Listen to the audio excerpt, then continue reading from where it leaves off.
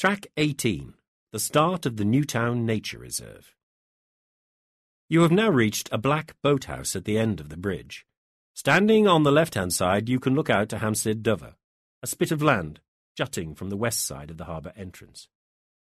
This beautiful, quiet spot where seabirds breed and fishermen find solitude was the area that the Central Electricity Generating Board planned to build a massive nuclear power station. The giant structures would have been 8 times the area of Buckingham Palace and twice as high.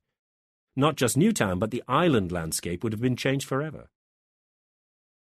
Even from the sea, the power plant would have dominated the Solent area. In December 1960, the board announced that Newtown was technically excellent for such a structure. A local MP, Alderman Mark Woodnut, tested local opinion about the plan, and while 3,303 were against the power station, only 763 were in favour. The plan was later deferred in favour of power being produced on the other side of the Solent at Fawley. It was stated that the cost of transferring the generated power across the Solent would not be financially viable. Some of the local naturalists, like George Lawrence, as mentioned previously, were keen on the idea of establishing a nature reserve at Newtown, but the impending nuclear plant threat, coupled with increased local interest in the area, speeded up the need to get the Newtown area designated for protection. In 1961, a meeting of the Isle of Wight Natural History and Archaeological Society put establishing a nature reserve at Newtown firmly on the official agenda. Representatives from different organisations had the chance to view survey work and films carried out by the naturalists at Newtown alongside students from Cowes Secondary School. Every year, investigations and academic survey work took place at Newtown. When the harbour came on the market in 1965, it was acquired by a group of interested parties, including the Natural History Society, the Solent Protection Society, and the Royal Solent Yacht Club.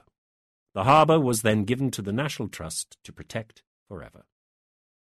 In addition, a large parcel of land on the west side of the harbour, where the power station would have been sited, was given to the National Trust by Colonel Kindersley, owner of the Hampstead Grange estate. In 1966, a local nature reserve was established. The Isle of Wight County Council employed a warden and ran educational tours, whilst the National Trust managed the wildlife habitats.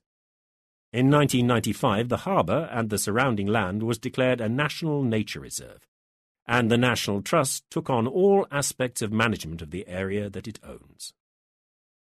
Having taken in the view, you have 2 choices. You can either backtrack on the bridge, continuing straight up through the middle of the field and taking a left-hand path at the top into the village, or you can walk all the way around the seawall on the outside of the Saltpan Lagoon, continuing around the hedge-lined meadow on the mown path to reach the way into the village.